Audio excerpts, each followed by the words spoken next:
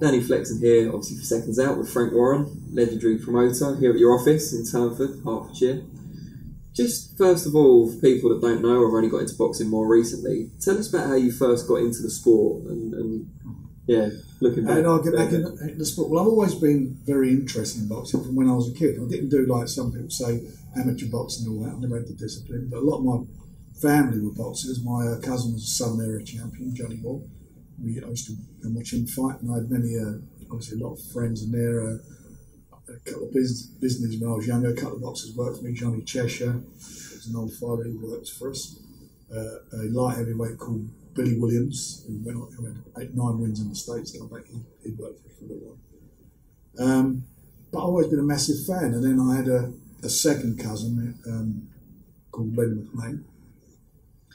And he got involved in a fight with a guy called Roy Shaw, and they were called unlicensed fights. The governor, of course. Yeah, the governor, as he was called. They were called unlicensed fights, but they actually weren't licensed by the Boxing Board of Control. They had, they were legal, they weren't illegal, and they wore gloves and so forth. But they were, pretty mediocre as far as the quality.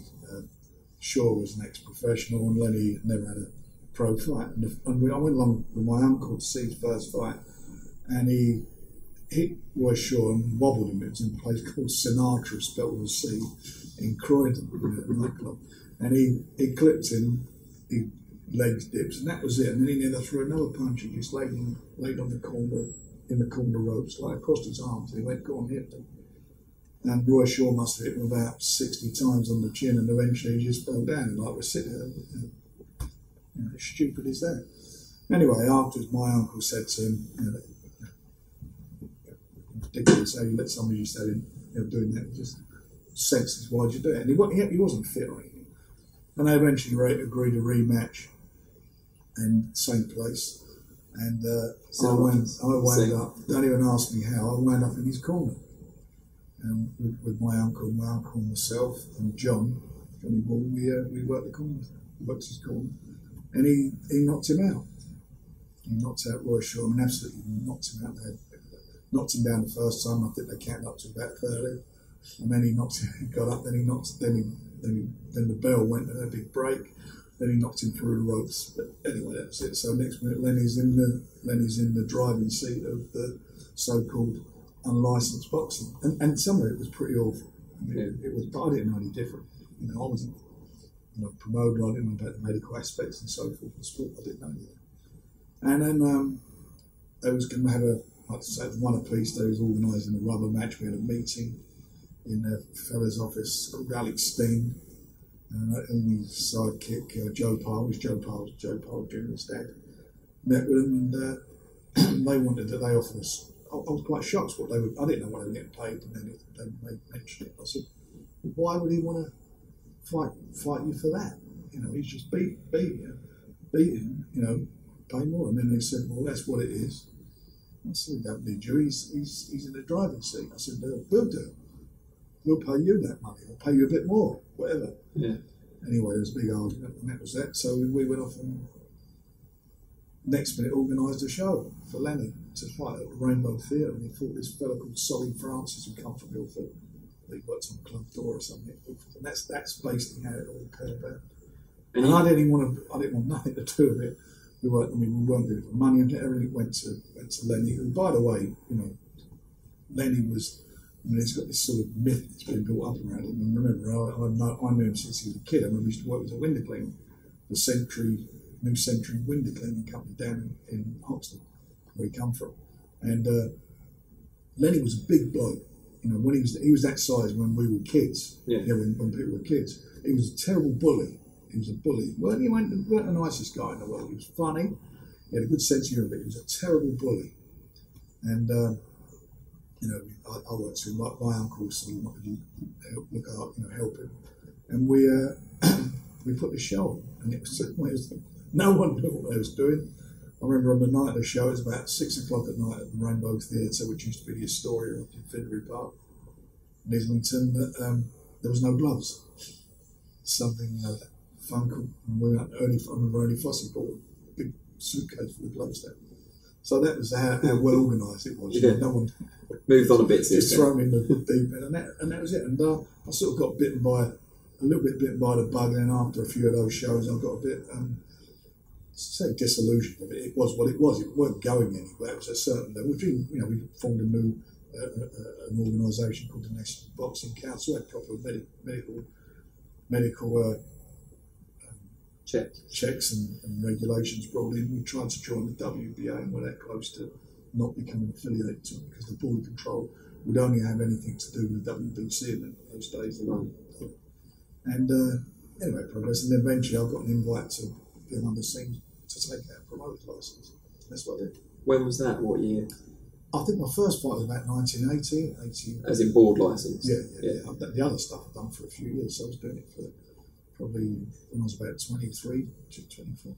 You came in at a time when there was a bit of they called it the cartel, there was a bit of a monopoly. It wasn't a monopoly. All there was you could only watch boxing on BBC television, domestic boxing. Fights were at Royal Albert Hall.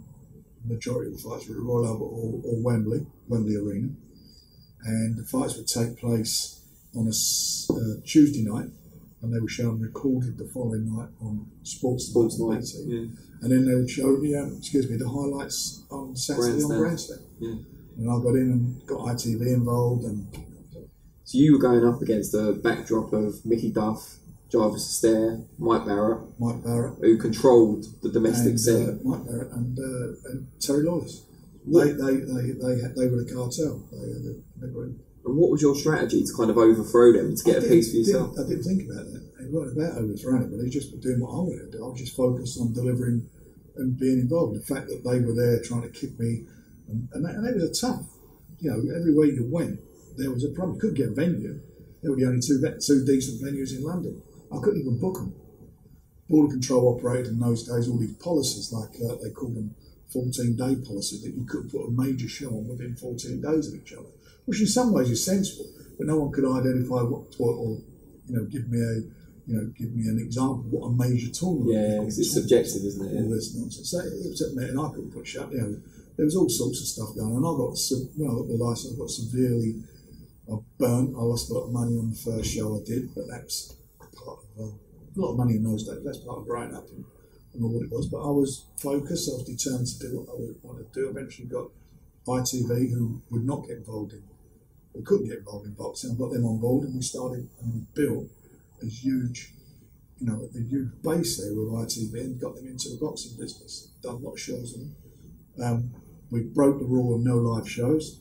Derek recorded. We brought the live. I sort of took the board on, and eventually we, legal channels, whatever, we wound up getting live shows. So because people wanted live TV, they said if you've got live TV, people won't go. You'll kill it.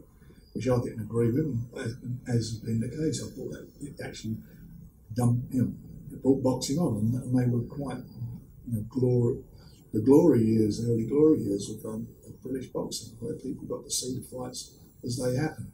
So it was quite, it's quite run. And I was on my own, and wasn't no cartel. There were a load of guys like they had, and you're up against the system. It was, as I say, hard to get a venue. I remember trying to find a venue in London to promote it. Couldn't get York Hall. They would only let them run there. So I think I went to Bloomsbury Crest Hotel, as it was in those days. You could get about 1,300 people in there. Ali Pali was a tent. They had a temporary tent there, which we could get about 3,500 people in. Until I managed to break down be able to get into York Hall and be able to get into bigger venues. Do you see any parallels now, and I'm pretty sure you've been asked this before, between the emergence a few years ago of Eddie Hearn and the new version of Matchroom? The fact that they've come along, they're trying to change things to an extent, and you're now the veteran, you're the establishment figure. Well, you're always, that's. I mean, I was the anti-establishment, and that's what I mean. And I was considered to be that all the way through, and I think I still am by the boxing board in some areas. But no, not at all. I don't see. Barry Hearn was there. Barry Hearn got involved, and for a while, and when the going got tough, he got going. He mainly done so well, so I got shot, so I was out of action for a while. And a lot of fighters, I had to their contract run down, and I let go. They all come back to a man, came back to me, and won. And he managed to take advantage of that, and for a while. And then, I don't know what the history of that was. He was out of sport and said boxing was dead. It's never been dead, boxing. Eddie Hearn or New Match or whatever, they're doing no different than anybody else has done. I mean, when I got into sport, there was no advertising on the canvas. There was no advertising on corner post. There was no round. I mean, I'm nice from razzmatazz. There was no music. There was no corner post advertising. There was no even the round card girls. Nothing like that at all. And she sort of blitzed it up a bit. I brought the music into it, which so much so that and the entrances for the fighters. Before it was a scratchy old 78 record and a little fanfare. So, that is what it is. At the end of the day, you can dress it up which way you like, but at the end of the day, you've got to give people fights. You've got to give them the right fights. I keep hearing all these different things, what's going to happen in boxing. Now, when Eddie Hearn got his little thing going, pay-per-views shouldn't be allowed, it's terrible. Remember all that? You go and look at the clippings, I remember all these things. It shouldn't be allowed, it's wrong, and this and that, we're not going to make sure that doesn't happen. Well, I think Sky, how many times have the subscribers seen a world title fight on there in the last couple of years? Not a lot. They've mostly been on pay-per-view. So we all know what the model is for boxing. It's about the boxers generating as much income as they can for a dangerous sport they're in. And the only way you can do that, unless some massive technological change happens, is through pay-per-view. It used to be, used to do the early hours of the morning, which I worked with Satellite Express. We'd done quite a few shows, bringing the shows in from abroad in the cinemas. So you'd have, you'd get to go and pay 25 quid to watch them. That changed then to pay-per-view to your TV. That totally died. There isn't anything else at the moment. There's various situations started. We tried and worked hard with Box Nation. They got the zone going in the States. But at the end of the day, you've got to be able to get eyeballs on the fights. You've got to build those fighters, and the difficult thing to do is build fighters on new platforms, and it's going to be difficult in the States, I believe, for them to do it on the zone. If they do it, great, fantastic for boxing. It remains to be seen whether they can do that. But he's doing nothing different. What's he doing? What's different? I don't see anything that's different. His biggest attraction just got a shellac in the weekend. That's what happened. That's happened to all of us in promoting. Now it's the acid test. Because that's what that business is built on him. He's been throwing fighters in, lots of fighters in over the last certainly over the last 12 months, a lot of guys going out to the States and getting beat to try and satisfy Sky as well as satisfy the zone. And that's a very difficult thing to do, but most of the guys, I think, or the majority of them are getting beat. So I don't see how that's improving British boxing. Before you signed the first deal with BT Sport, how much of an advantage was it for Matchroom that they had the monopoly with Sky? Well, I walked away from Sky. I mean, it's another fallacy that Sky said, we're now just going to deal with him. That's not how it works. They were dealing with. But it was afterwards. You walked away, and then they decided to stick with one. They were working with four promoters, they were about to do the dates with four promoters, giving them all 8 dates apiece and paying them peanuts. They were basically withdrawing from boxing. They had 2 bad experiences with pay-per-view. One was the David Hay, and the other one was the Audley Harrison fight.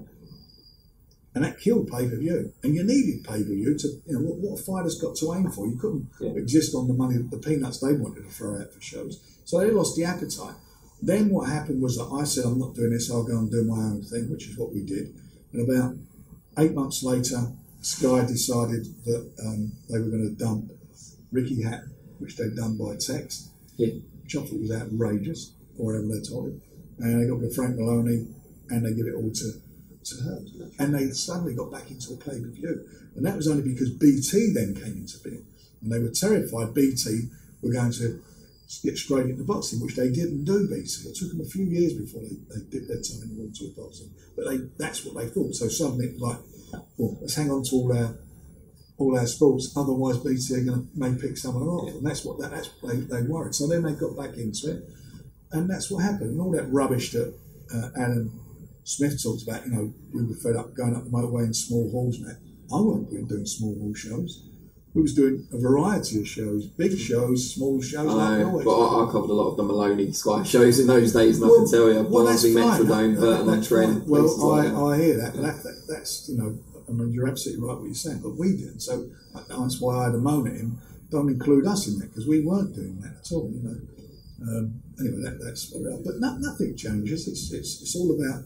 This business is all about the long game. But before you joined BT, Sky must have been an advantage for them because they've got all those channels. They've got pay-per-view. They had pay-per-view. They had the news. They got news. Sky. They've got the whole thing, and they also had. And I know how it works because I used it when I was there, and I had a column in the Sun and the News of the World. They used that as a marketing tool. So that whole Murdoch Empire, Empire, whatever you want to call it, that whole media grip they had enabled them to, basically we've got a pay-per-view show on, so the Sun were told, make sure you give this plenty of publicity. I get that, but that is that really should, realistically, should not be allowed to happen. That's one of the evils of cross-ownership of media. But it happened, and now it's changed now because obviously they've sold off Sky Sports and so forth.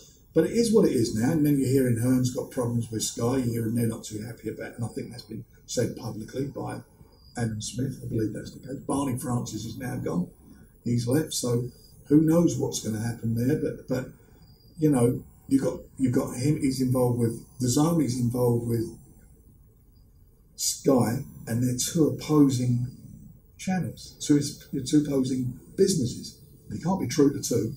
So that's going to be interesting to see how that all pans out.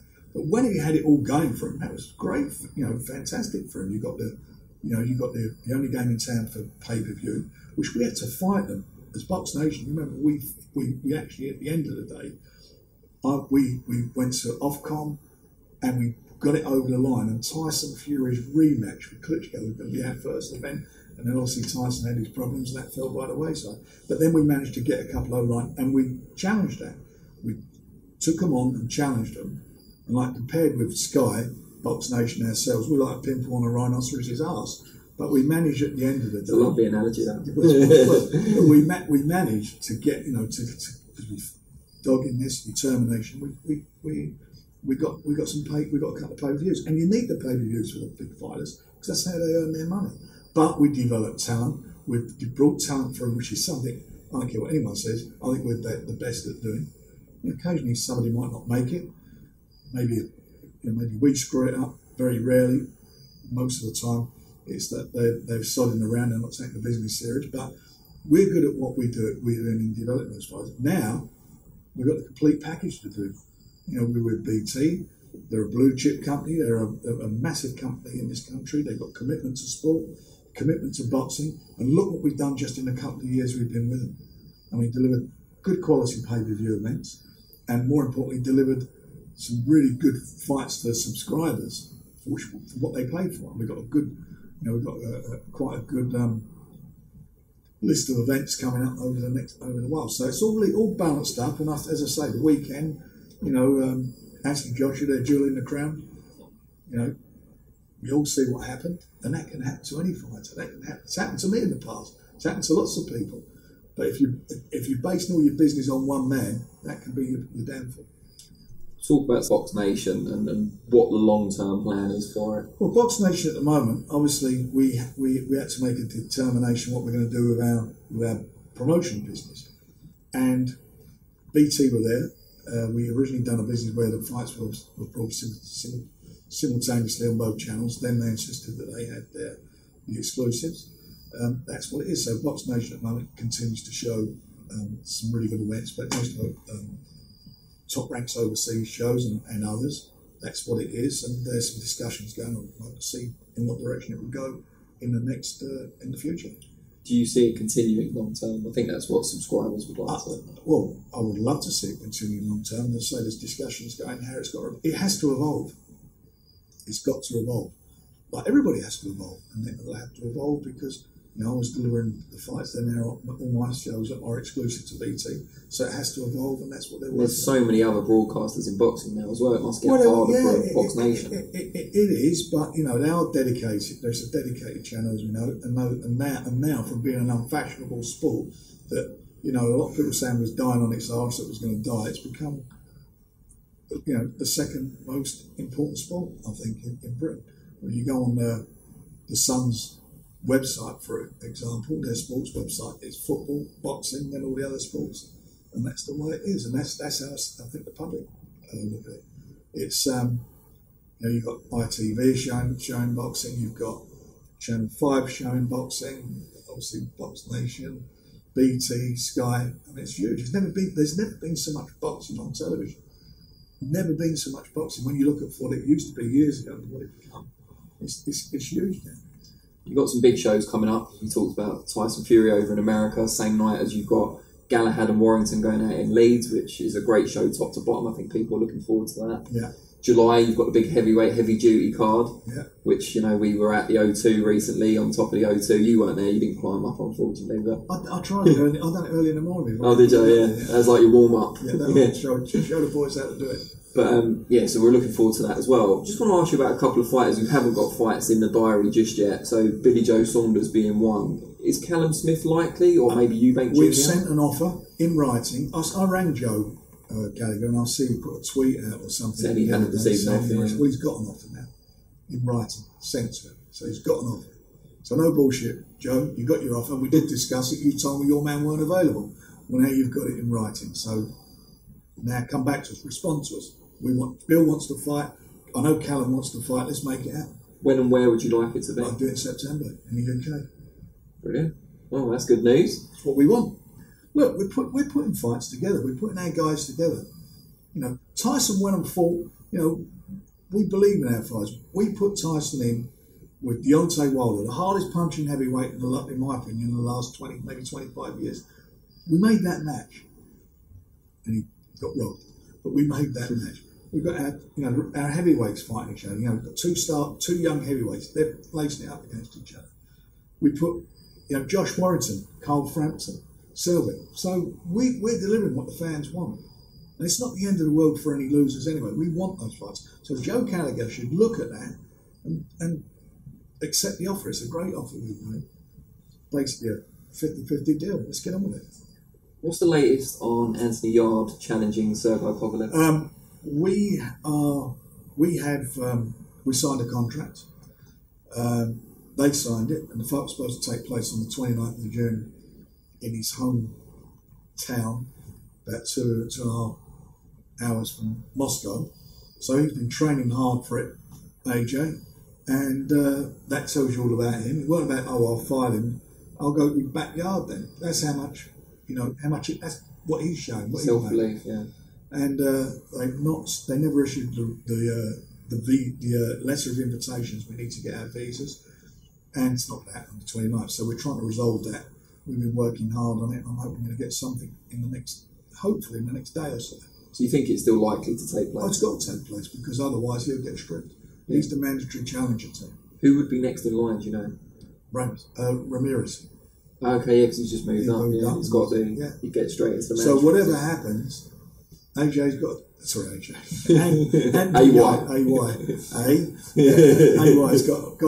He's got a tough fight, whatever way. But that's where he's at. He's number one. He's number one for a reason. And he wants those fights. We talked about Cole Frampton earlier, having fought Warrington. Is there any truth to the rumour he might be coming back in a warm up over the summer? Yeah, they're going to make an announcement. An announcement made fairly soon, but I believe that's the intention. And then possibly Valdez before the end of the year. And then hopefully he comes through that. And hopefully Josh comes through his fight, and hopefully one of that, then we can do a rematch and a unification. That's the grand plan. Whether we get to that far, we'll see. Out of your stable at the moment, fighters that haven't headlined the show yet, who's the 1, 2 or 3 that you're picking out to be the next kind of headliners for the TV shows? That's a really tough. Well, obviously, they are headlining it. Daniel Dubois and Gorman are both they're headlining the show. So one of them's going to go on to be big news. We've got a load of kids there. We've got some really good youngsters there coming through, and a couple of them special. We just signed young Muhammad Ali, haven't we? So he's signed with us today. Oh, from Berry. Yeah. So he's just signed. So he was a cracking amateur till he had his problems over the drug ban. But he's now got his professional license, so he'll be fighting for us. So we've got a stack of young kids. I mean, a lot, and they are great young talents coming through. Now, I'm not going to mention a load of them because I'm sure to leave somebody out. But there are some great youngsters going there because that's what we're good at doing, bringing these kids through. I mean, the top head, there's one where he's on. Willie Hutchinson's now moving up to light heavyweight. I'd make that fight tomorrow with him and Flexen. Yeah. Tomorrow. Both got great amateur backgrounds, both of them. Both quality operators. What a great fight that'd be. But do you remember before, I remember you saying that the three matching light heavyweights should fight each other rather than pulling Yard out. Well, they're not, are they? But they might now say to you, well, why doesn't he fight Yard then? Well, because he's only had, 5 or 6 fights. He's had the same amount of fights as Platzi. And Anthony Yard is number one to fight for a world title. What's he want to step back and fight him for? It's crazy. It doesn't make. It's senseless.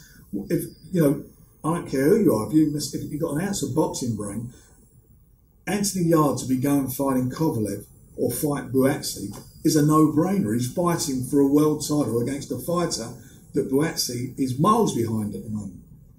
Yeah? In the ratings and everything. So why would you do that? Great defence down the road, providing he can beat Willie Hutchinson. You talked about TV earlier and whether Matchroom make a success of the DAZN partnership. You've obviously done some co-promotional agreements with Top Rank, which they'll fighters will be featured on ESPN in the States, and ESPN Plus and all of the services over there. It's better for fighters, obviously, when more competition comes in terms of TV. They get paid more, they get seen more. On the flip side, does it make the fights the fans really want to see a bit harder to make? Well, it does, but you know what? It always, the fights do happen. With what we've got under our umbrella, we try to make the fights. We are making the fights. And obviously, I can only assume like you're looking at the heavyweight situation. Well, Anthony Joshua first falls out of that picture unless he wins the titles back against Ruiz, and that's no foregone conclusion at all. So they're tied up. According to what I've read, there's a rematch clause being invoked. So they're tied up. We made it very clear when Tyson done his deal with ESPN what it was all about, was that he would be going to the States to look for exposure. A couple of fights, quickly, grab some exposure, build the brand, build a Tyson Fury brand in America, which will then make our position even stronger when we're making those big fights. Doesn't mean we got to go to Showtime, who obviously broadcast all of Deontay's fights. Doesn't mean you have to go there. We're now on a bigger. He's now on a bigger platform. He's on a platform that's got more eyeballs. It's got its own pay-per-view now. So when Tyson fights Deontay Wilder, providing they both keep winning their fights, when he fights, that will 99.9% be sure to be on ESPN. And it means that both the fighters will, number one, earn more money. 2, it'll get far more exposure. So that for me is what this is all about. Last question. You've been involved in boxing now for over 40 years. Yeah. You said not many to make you feel old. 44 years. 44 years. And you said when you first got into it, you became a little bit disillusioned because there was a ceiling on the kind of unlicensed, if that's what we're going to call it, side. Yeah. What keeps you going? What's behind the longevity? I think first of all, I actually enjoy developing and bringing through the young talent. I love being at the shows. All the crap that goes on in the background, we could also, so I speak for most people, but you could do without all that. But it's a way of life now. I read somewhere, someone say it was Hearn the other week saying about being a bitter, miserable old man. What have I got to be bitter about? I come from a council estate in Islington, Priory Green Estate, where I used to live when I was a kid. I'm now, I've done well out of boxing as far as what it's enabled me to do in my life. I've got great kids, great grandkids. It's the happiest I've been. I'm enjoying myself. I always enjoyed it, and let me tell you, they talk about ups and downs, what they've had. They couldn't even go where I've been, and what I've been through. But anyway, I'm a monkey's about any of that. I've enjoyed it. I've got as much enthusiasm for it now as I've ever had. I haven't got to go and kiss anybody's arse. I don't have to do I do what I want to do in boxing, legally what I want to do in boxing. That's how I like it, and I love bringing these kids. I've got a good dialogue with the fighters. I know the background where they come from. Most of them. It's just where I come from. I know what it's like. I know where it's like being out on the streets. I'm a street kid. That's what I did when I was young. I've been stabbed when I was a kid. I've had fights on the streets when I was a kid. I've done all that stuff. We've all been there and done that. And how tough it is and what you have to do to break out of your environment and try and better yourself and do better for your family. Been there, done all that. And I think that, as I say, now I get so much pleasure and joy out of it when, and not all the guys do it, when some of them have the sense and the brains to realise they've got God-given talent that they've been blessed with, that they can make use of that and make them better themselves and better their lives and better their families' lives. That for me gives me a lot of pleasure when I look at it. What saddens me when I look at guys, and I'll use an example, a fighter like a Mitchell Smith, who just, for me, I mean, you look at him, what he could have done, what he could have been. It's a killer for me. It's a killer for him, and and I like it. He's a lovely kid. I don't get it, and it's a shame. But there's a few of them like that, that it happens with, and that's the disappointment. But that's how life is. You don't get by on talent. Talent gets you there. The rest of it is hard work. Whatever you're doing, whether you're a fighter, whether you're a manager, a promoter, whether you're doing what you've got to do, you've got to get on your backside and you've got to work. No one's going to give you anything. And I come from that background, so I enjoy and I appreciate all what fighters have to do, what everybody puts into it. Most important, I enjoy it, and I don't care what anyone says. I ain't bad at what I do, as having an eye for a boxer and spotting what their weaknesses are and their timings.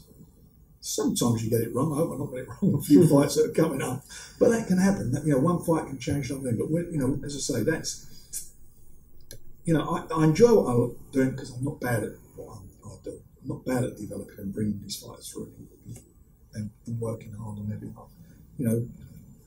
It's a joy now for me to see Billy Joe Saunders has now got a title back, and he's now hopefully the pennies dropped, and he's some smart stuff. He's a smart guy when he wants to be, but the smarts are going on there. We can now take him onto the level he should be. He should be one of the best British boxers of his generation. When you look at him, he's undefeated. And you look at some of his performances, they're just like textbook boxing. The art hitting and not being hit. So I look at a guy like him, I don't want him to waste that. I want him to come through. I want him to show the world what he can do. I want his name to be mentioned up there with the great British fighters. Brilliant. Well, you're clearly still passionate, and we hope you carry on as long as possible. Bob Arum style. Yeah, give me what Bob's on, I'll be okay. Brilliant. Cheers, mate. Cheers, Dan.